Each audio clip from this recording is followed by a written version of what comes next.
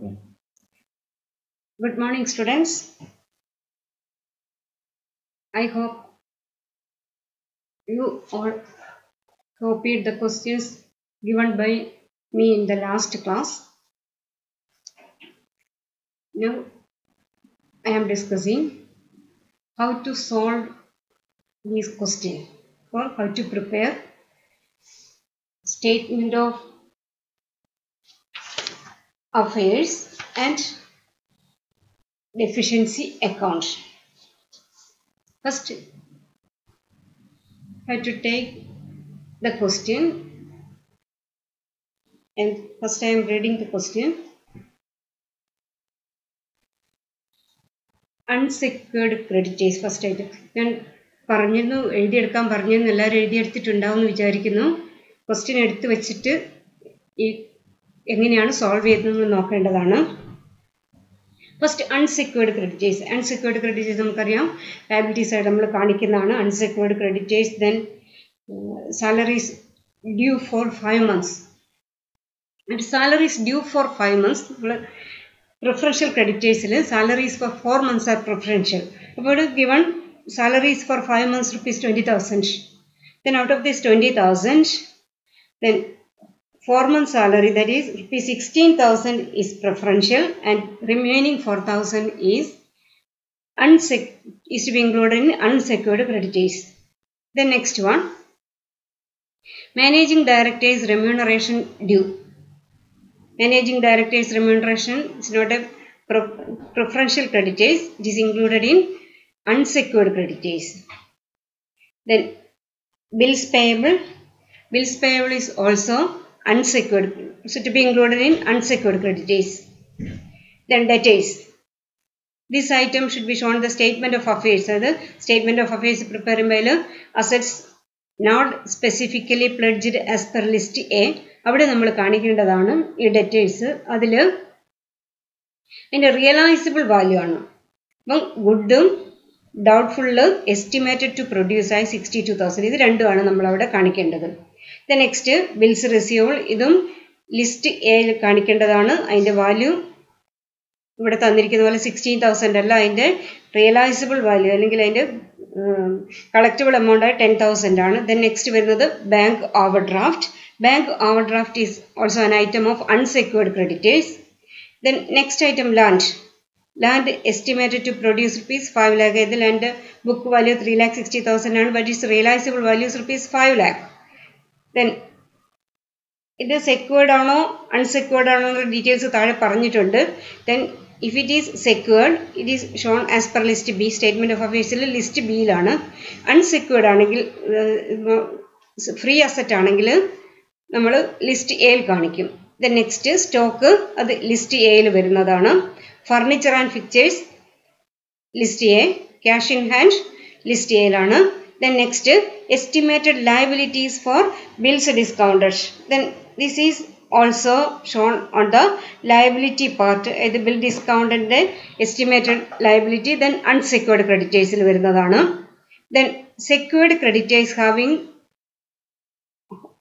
Holding first mortgage on land. ഇപ്പോൾ land മേലെ പറഞ്ഞിട്ടുണ്ട്, ആ ലാൻഡ് സ്പെസിഫിക്കലി പ്ലെഡ്ജഡ് ആണ്. ഇവിടെ പറഞ്ഞിരിക്കുന്നു secured creditors holding first charge on land. ലാൻഡിൻ്റെ മേലെ അവർക്ക് ഫസ്റ്റ് ചാർജ് ഉണ്ട്. ദെൻ അവർക്ക് കൊടുക്കാനുള്ള എമൗണ്ട് 4 lakh ആണ്.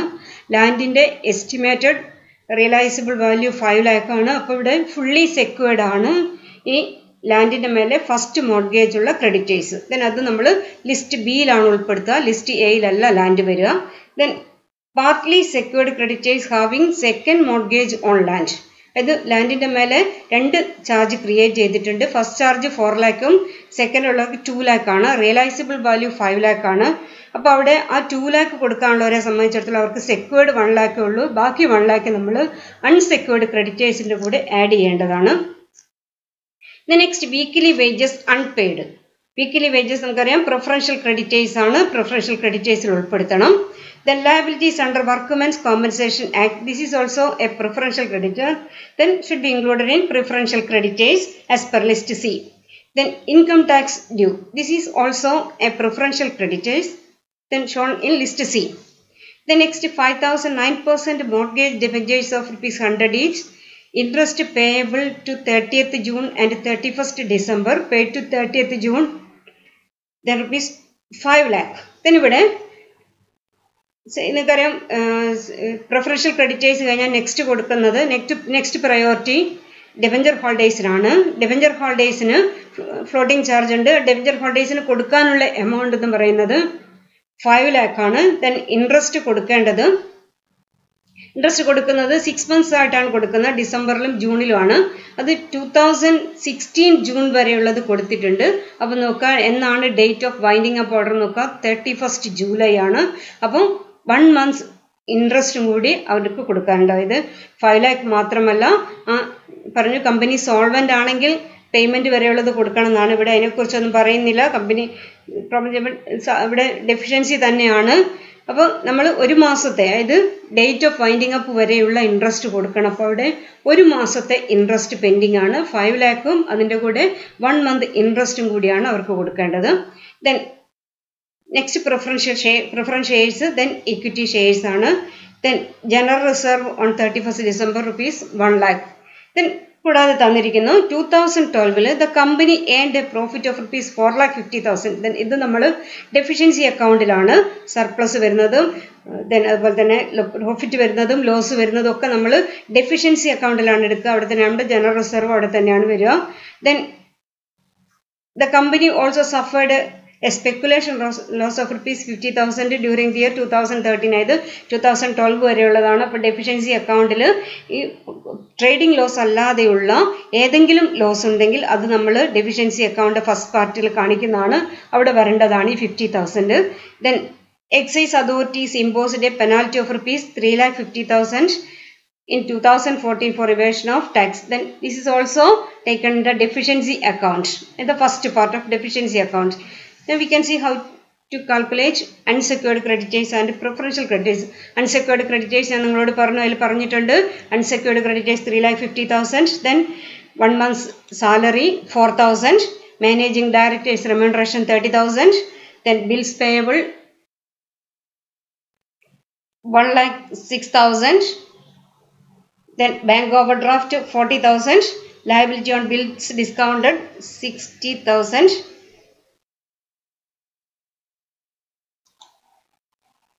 Then once again I repeat, amount of unsecured creditors. Unsecured creditors as per question 3,50,000. Then 1 month salary, that is salary for 5 months and 4 months preferential, remaining 1 month salary 4,000. Then managing directors remuneration 30,000. Bills payable 1,06,000. Then bank overdraft 40,000. Liability on bill discounted 60,000. Then next item, amount uncovered in respect of partly secured creditors. ഞാൻ question explain ചെയ്യാൻ പറഞ്ഞു. ലാൻഡിൻ്റെ മേലെ 2 charge ഉണ്ട്. First charge 4 lakhും second charge 2 lakh ആണ്. But the realisable value of land is only rupees 5 lakh. അവിടെ ആ 2 lakhൻ്റെ 1 lakh സെക്യൂർഡ് ഉള്ളൂ. ബാക്കി 1 lakh അൺസെക്യൂർഡ് ആണ്. അത് ഞാൻ ലിസ്റ്റ് ബിയിൽ അവിടെ ഒരു കോളത്തിൽ പറഞ്ഞിട്ടുണ്ട്. Deficiency on secured creditors ranked as unsecured എന്ന് അവിടെ ഒരു കോളം നമ്മൾ കൊടുത്തിട്ടുണ്ട്. അവിടെ നമ്മൾ ഡ്യൂ 2 lakh ആണ്, സെക്യൂരിറ്റി 1 lakh ഉള്ളൂ. ബാക്കി 1 lakh അൺസെക്യൂർഡിൻ്റെ കൂടെ നമ്മൾ ആഡ് ചെയ്യേണ്ടതാണ്. ആ 1 lakh അടക്കം 6,90,000 ആണ് നമ്മുടെ unsecured creditors.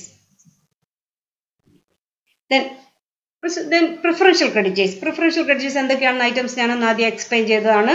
Salary for 4 months അതായത് 16,000.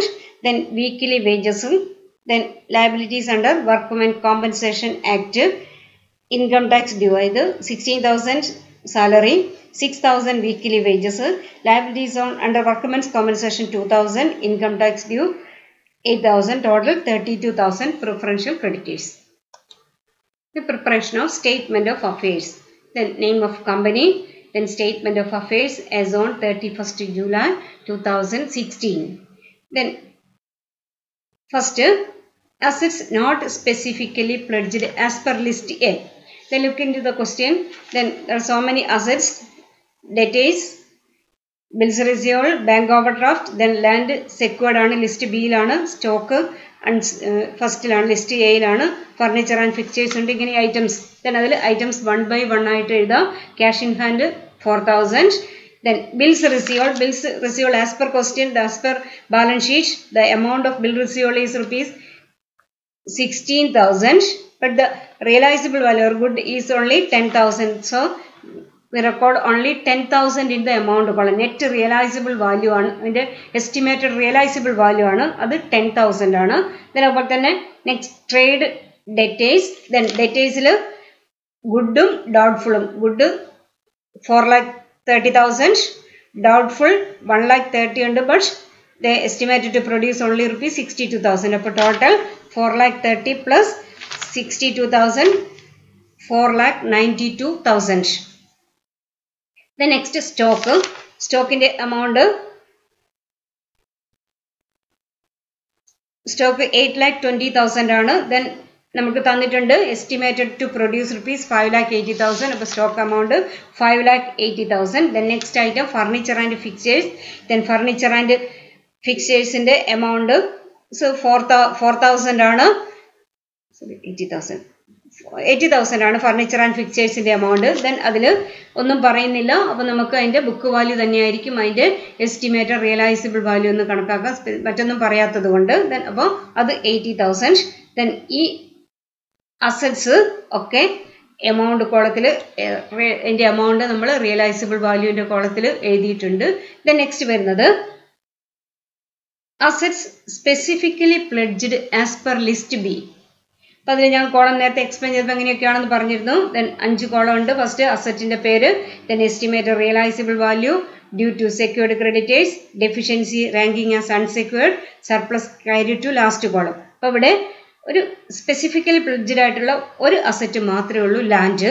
ദെൻ ലാൻഡിന് അതിന്റെ എസ്റ്റിമേറ്റഡ് റിയലൈസബിൾ വാല്യൂ 5 lakh ആണ്. Due to unsecured creditors, first charge ഉള്ള ക്രെഡിറ്റേഴ്സിന് 4 lakhഉം സെക്കൻഡ് ചാർജ് ഉള്ളവർക്ക് 2 lakhഉം, ടോട്ടൽ 6 lakh ആണ്. സെക്യൂരിറ്റിന്റെ വാല്യൂ, ലാൻഡിന്റെ വാല്യൂ 5 lakh ഉള്ളൂ. അപ്പോൾ ഈ ഡിഫറൻസ് 1 lakh എന്ന് പറയുന്ന ഡെഫിഷ്യൻസി ആണ്. then നമ്മൾ നെക്സ്റ്റ് കോളത്തിൽ എഴുതും, സി കോളം. ആ കോളത്തിൽ എഴുതും നമ്മൾ ഡെഫിഷ്യൻസി റാങ്കിങ് ആസ് അൺസെക്യൂർഡ്. ഇതാണ് ഞാൻ നേരത്തെ അൺസെക്യൂർഡ് ക്രെഡിറ്റേഴ്സ് കണ്ടപ്പോൾ നമ്മൾ അവിടെ ഈ 1 lakhഉം കൂടി അതിന്റെ കൂടെ ആഡ് ചെയ്തിട്ടുണ്ട്.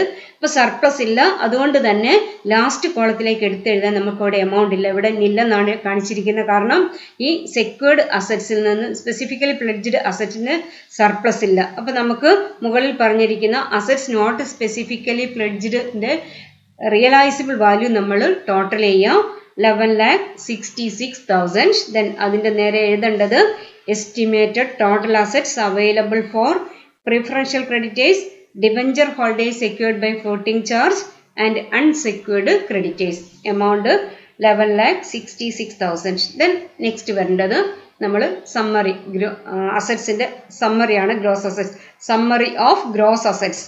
Then first specifically pledged. Then അതിൽ എ എന്നുള്ള കോളത്തിൽ എഴുതിയിട്ടുണ്ട് 5 lakh rupees. സ്പെസിഫിക്കലി പ്ലെഡ്ജ്ഡ് അസറ്റ്സിന്റെ എസ്റ്റിമേറ്റഡ് റിയലൈസബിൾ വാല്യൂ 5 lakh ആണ്. നോട്ട് സ്പെസിഫിക്കലി പ്ലെഡ്ജ്ഡ് നമ്മൾ അവിടെ ആഡ് ചെയ്തിട്ടുണ്ട് തൊട്ട് മുകളിൽ എമൗണ്ട് കോളത്തിൽ 11,66,000. അപ്പോൾ ടോട്ടൽ ഗ്രോസ് അസറ്റ്സ് എന്ന് പറയുന്നത് 16,66,000. ദെൻ അത് ഇന്നർ കോളത്തിൽ മാത്രം എഴുതാൻ പാടുള്ളൂ, അവിടെ നമ്മൾ അണ്ടർലൈൻ ചെയ്ത് ഇട്ടിട്ടുണ്ട്. ദെൻ നെക്സ്റ്റ് വരുന്നത് ലയബിലിറ്റീസ് ആണ്. ലയബിലിറ്റീസിൽ ഞാൻ ഫോർമാറ്റ് പറഞ്ഞു, ലെഫ്റ്റ് സൈഡിൽ ഗ്രോസ് ലയബിലിറ്റി കോളം, റൈറ്റ് സൈഡിൽ നമ്മുടെ നേരത്തെയുള്ള എസ്റ്റിമേറ്റഡ് റിയലൈസബിൾ വാല്യൂ എന്നുള്ള കോളം ഉണ്ട്. അതിലേക്ക് നമ്മൾ ഈ സർപ്ലസിൽ നിന്ന് കുറച്ച് വരികയാണ് ചെയ്യുക ലയബിലിറ്റീസ്. അപ്പോൾ ആദ്യം കാണിക്കും നമ്മൾ ഈ സെക്യൂർഡ് ക്രെഡിറ്റേഴ്സിൻ്റെതാണ്. അത് നമ്മൾ പേയ്മെന്റ് വേണ്ട, അതുകൊണ്ട് റൈറ്റ് സൈഡിലെ എമൗണ്ട് കോളത്തിൽ നമ്മൾ കാണിക്കില്ല, ലെഫ്റ്റ് സൈഡിൽ മാത്രമാണ്. അപ്പോൾ ലയബിലിറ്റീസ് എഴുതുമ്പോൾ അതിന്റെ ബ്രാക്കറ്റിൽ എഴുതണം ഫോർമാറ്റ് നിങ്ങൾക്ക് അറിയാം, to be deducted from surplus or added to deficiency as the case may be. മേലെ സർപ്ലസ് ആണ്, 11,66,000 ഉണ്ട് എല്ലാ ക്രെഡിറ്റേഴ്സിനും കൂടി കൊടുക്കാൻ. അപ്പോൾ അവർക്ക് ക്രെഡിറ്റേഴ്സിനും, ഡിബഞ്ചർ ഹോൾഡേഴ്സിനും, പ്രിഫറൻഷ്യൽ ക്രെഡിറ്റേഴ്സിനും മറ്റ് അൺസെക്യൂർഡ് ക്രെഡിറ്റേഴ്സിനും അവൈലബിൾ ആയ എമൗണ്ട് ആണത്. അപ്പോൾ നമ്മൾ ഓരോരുത്തർക്ക് കൊടുക്കുന്നതിനനുസരിച്ച് ഇതിൽ നിന്ന് എമൗണ്ട് നമ്മൾ ഡിഡക്ട് ചെയ്ത് വരണം റൈറ്റ് സൈഡിൽ. ലെഫ്റ്റ് സൈഡിൽ നമ്മൾ ഗ്രോസ് ലയബിലിറ്റീസ് ആണ് ഇത്. അപ്പോൾ ആദ്യം secured creditors to the extent covered by estimate covered by asset specifically pledged. Then അവർക്ക് സെക്യൂർഡ് ക്രെഡിറ്റേഴ്സ് 6 lakh ഉണ്ട്, പക്ഷേ സെക്യൂരിറ്റി കവർ ചെയ്യുന്ന 5 lakh മാത്രമേ ഉള്ളൂ. ആ 5 lakh നമ്മൾ ലെഫ്റ്റ് സൈഡിൽ മാത്രം എഴുതുക, റൈറ്റ് സൈഡിൽ എഴുതേണ്ട. കാരണം 5 lakh ഓൾറെഡി അവർക്ക് കൊടുത്തു കഴിഞ്ഞു, അസറ്റ്സ് റിയലൈസ് ചെയ്ത് അവർ എടുത്തു കഴിഞ്ഞു. Then next preferential creditors as per list B. നമ്മൾ നേരത്തെ കണ്ടിട്ടുണ്ട് പ്രിഫറൻഷ്യൽ ക്രെഡിറ്റേഴ്സ്. ദെൻ അത് 32,000 ആണ്. അത് ലെഫ്റ്റ് സൈഡിൽ എഴുതുക, റൈറ്റ് സൈഡിൽ എഴുതുക. ദെൻ മുകളിലുള്ള 11,66,000 നിന്ന് അത് ലെസ് ചെയ്യാം. ദെൻ എമൗണ്ട് വരുന്നത് 11,34,000 ആണ്. ദെൻ അതിൻ്റെ നേരെ എഴുതേണ്ടത് estimated balance of assets available for debenture holders secured by floating charge and unsecured creditors. ഇത് അൺസെക്യൂർഡ് ഡിബഞ്ചർ ഹോൾഡേഴ്സിനും അൺസെക്യൂർഡ് ക്രെഡിറ്റേഴ്സിനും അവൈലബിൾ ആയ എമൗണ്ട്. ദെൻ നെക്സ്റ്റ് കൊടുക്കേണ്ടത് ഡിബഞ്ചർ ഹോൾഡേഴ്സ് ആണ്, having a floating charge. Then എഴുതുക debenture holders secured by floating charge as per list D. ഇപ്പോൾ debenture holders ഞാൻ ക്വസ്റ്റ്യൻ എക്സ്പ്ലെയിൻ ചെയ്യുമ്പോൾ തന്നെ പറഞ്ഞു 5 lakh ആണ് debenture amount. But 1 month interest കൂടി കൊടുക്കണം. കാരണം 30th June വരെയുള്ളതേ കൊടുത്തിട്ടുള്ളൂ. 31st Julyയിലാണ് നമ്മളുടെ വൈൻഡിങ് അപ്പ് ഓർഡറിൻ്റെ ഡേറ്റ്. അപ്പോൾ ഒരു മാസത്തെ ഡിബഞ്ചറിൻ്റെ ഇൻട്രസ്റ്റ് എന്ന് പറയുന്നത് ഇൻട്രസ്റ്റ് റേറ്റ് ഇവിടെ പറഞ്ഞിട്ടുണ്ട് 9% ഡിബഞ്ചേഴ്സ് ആണ്. ദെൻ 5 lakh ആണ് അതിൻ്റെ എമൗണ്ട്. 5 lakh ഇൻറ്റു 9/100 ഇൻറ്റു 1/12 ഒരു മാസത്തെ ഇൻട്രസ്റ്റ്. അത് 3,750. ദെൻ അതുകൂടി ആഡ് ചെയ്ത് 5,03,750 ആണ് ഡിബഞ്ചർ ഹോൾഡേഴ്സിന് കൊടുക്കാനുള്ളത്. ദെൻ ആ എമൗണ്ട് ലെസ് ചെയ്യുക. ദെൻ ബാലൻസ് വരുന്നത് അത് ലെഫ്റ്റ് സൈഡിൽ എഴുതണം. 5,03,750 ലെഫ്റ്റ് സൈഡിൽ എഴുതുക, റൈറ്റ് സൈഡിൽ എഴുതുക. ദെൻ ബാലൻസ് 6,30,250 ആണ് അതിൻ്റെ നേരെ എഴുതുക. Estimated surplus as regards debenture holders, അതായത് ഡിബഞ്ചർ ഹോൾഡേഴ്സിന് കൊടുത്തതിന് ശേഷമുള്ള സർപ്ലസ്. ദെൻ അതുവരെ എഴുതിയത് നമ്മൾ available to debenture holders preferential creditors secured creditors ആണ് എഴുതിയത്. പക്ഷെ ഇവിടെ നമ്മൾ എഴുതുന്നത് എങ്ങനെയാണ്? Estimated surplus as regards debenture holders, അതായത് ഡിബഞ്ചർ ഹോൾഡേഴ്സിന് കൊടുത്തതിന് ശേഷമുള്ള സർപ്ലസ്. ദെൻ നെക്സ്റ്റ് കൊടുക്കേണ്ടത് അൺസെക്യൂർഡ് ക്രെഡിറ്റേഴ്സ് ആണ്. Unsecured creditors as per list E. Then നമ്മൾ എമൗണ്ട് കണ്ടിട്ടുണ്ട് 6,90,000. 6,90,000 ലെഫ്റ്റ് സൈഡിൽ എഴുതുക, റൈറ്റ് സൈഡിൽ എഴുതുക. ദെൻ റൈറ്റ് സൈഡിൽ ഡിഫറൻസ് വരുന്നത് 59,750 ആണ്. അത് മൈനസ് ആണ്. അപ്പോൾ അവിടെ എമൗണ്ട് 59,750 എഴുതുക. അവിടെ എഴുതേണ്ടത് എസ്റ്റിമേറ്റഡ് ഡെഫിഷ്യൻസി ആണ്. അവിടെ സർപ്ലസ് അല്ല, ഡെഫിഷ്യൻസി ആണ്. കാരണം 6,30,250 ബാലൻസ് ഉണ്ടായിരുന്നുള്ളൂ. ദെൻ 6,90,000 അൺസെക്യൂർഡ് ക്രെഡിറ്റേഴ്സിന് കൊടുക്കാനുണ്ട്.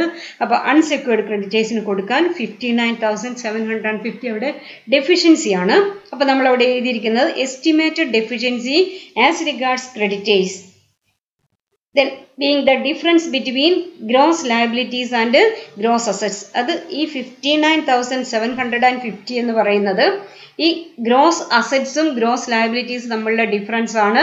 ദെൻ സമ്മറി ഓഫ് ഗ്രോസ് അസറ്റ്സിൽ നമ്മൾ എഴുതിയിട്ടുണ്ട് 16,66,000. ദെൻ ഗ്രോസ് ലയബിലിറ്റി കോളം നമ്മൾ ടോട്ടൽ ചെയ്യാം. ആ ഗ്രോസ് ലയബിലിറ്റി കോളത്തിൻ്റെ ടോട്ടൽ നമുക്ക് 17,25,750. അതായത് അസറ്റ്സ് 16,66,000 ഉള്ളൂ. പക്ഷേ ഗ്രോസ് ലയബിലിറ്റീസ് 17,25,750 ഉണ്ട്.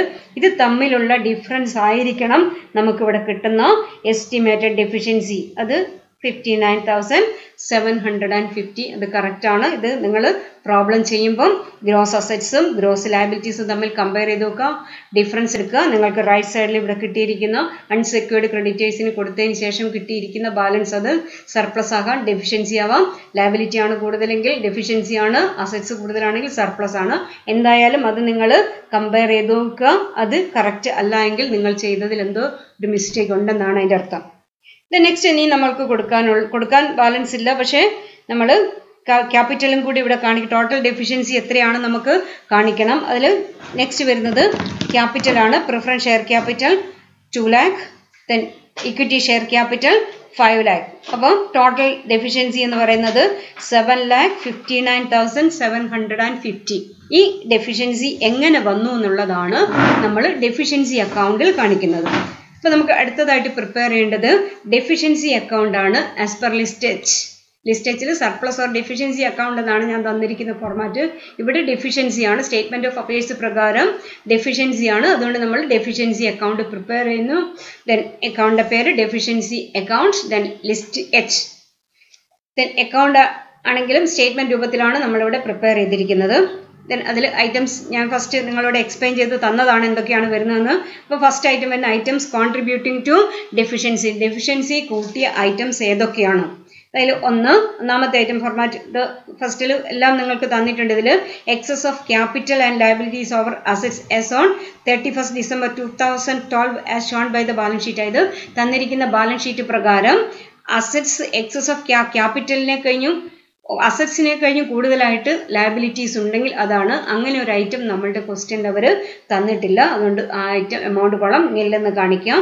Then next net dividend and bonus declared during the period from 1st January 2013 to 31st July 2016. ഇതിവിടെ കൊടുത്തിരിക്കുന്നത് വെച്ചാൽ 1st January വരെയുള്ള പർട്ടിക്കുലേഴ്സ് ആണ് നമുക്ക് തന്നിരിക്കുന്നത്.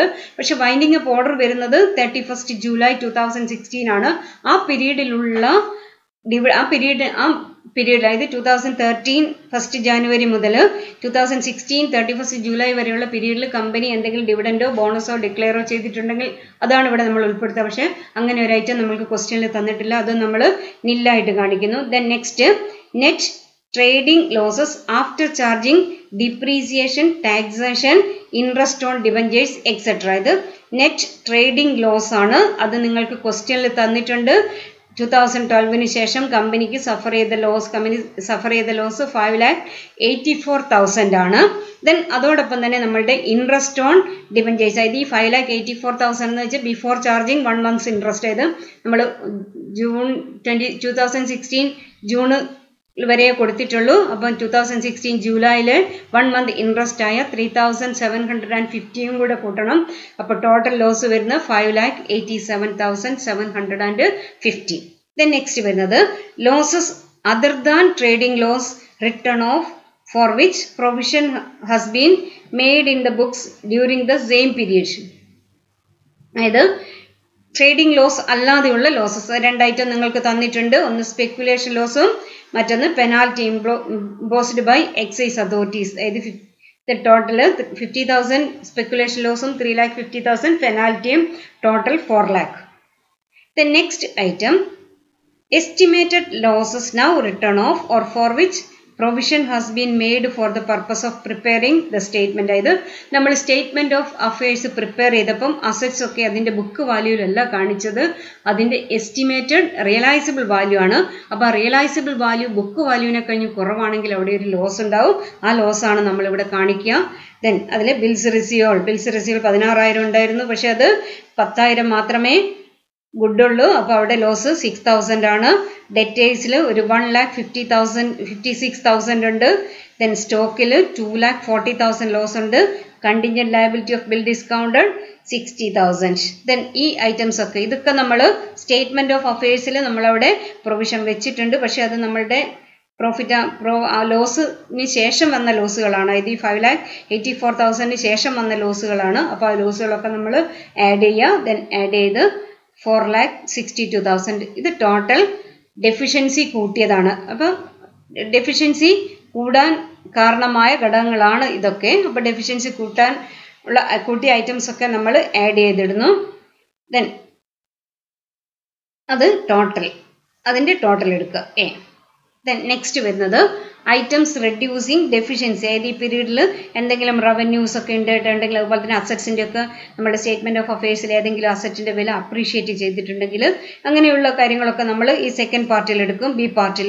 അപ്പോൾ അതിൽ ഫസ്റ്റ് വരുന്ന excess of assets over capital and liabilities on 31st December 2012 as shown in the balance sheet. അതായത് ബാലൻസ് ഷീറ്റിൽ നിങ്ങൾക്ക് ഒരു ഐറ്റം തന്നിട്ടുണ്ട്, ജനറൽ റിസർവ്. ഇപ്പോൾ റിസർവ് എന്ന് പറയുമ്പോൾ എന്താണ്, അസറ്റ്സും ക്യാപിറ്റലും തമ്മിലുള്ള ഡിഫറൻസ് ആണ് ക്യാപിറ്റൽ ആൻഡ് ലയബിലിറ്റീസ്. ആ general reserve 1 lakh. Then next net trading profit after charging depreciation, taxation, interest on debentures നിങ്ങൾക്ക് ക്വസ്റ്റ്യനിൽ തന്നിട്ടുണ്ട്. 2012 4,50,000. 2012 കമ്പനി ഏണ്ട പ്രോഫിറ്റ് ഓഫ് rupees 4,50,000. അതായത് 4,50,000 2012 കമ്പനിക്ക് പ്രോഫിറ്റ് കിട്ടിയിട്ടുണ്ട്. ആ 4,50,000. ദെൻ നെക്സ്റ്റ് വരുന്നത് profit and income other than trading profit. Trading profit അല്ലാതെയുള്ള profit, അങ്ങനെ ഒരു ഐറ്റം നമ്മളുടെ ക്വസ്റ്റ്യൻ നമുക്ക് തന്നിട്ടില്ല. Then next other items reducing deficiency. അതായത് നമ്മൾ നേരത്തെ മേലെ കാണിച്ചതിൽ estimated loss now written off അതിൽ ഞാൻ പറഞ്ഞു അസറ്റ്സിൻ്റെ വില ബുക്ക് വാല്യൂവിനെ കഴിഞ്ഞും കൂടുതലാണ് അതിൻ്റെ റിയലൈസബിൾ വാല്യൂ എങ്കിൽ അത് പ്രോഫിറ്റ് ആണ്. അത് നമ്മൾ ബി പാർട്ടിലാണ് എടുക്കുക. നേരെ മറിച്ച് അസറ്റിൻ്റെ വിലയെ കഴിഞ്ഞും കുറവാണ് റിയലൈസബിൾ വാല്യൂ എങ്കിലാണ് നമ്മളത് എ പാർട്ടിൽ എടുക്കുക. അപ്പോൾ ഇവിടെ ഒരു അസറ്റ് ലാൻഡിന് അതിൻ്റെ ബുക്ക് വാല്യൂ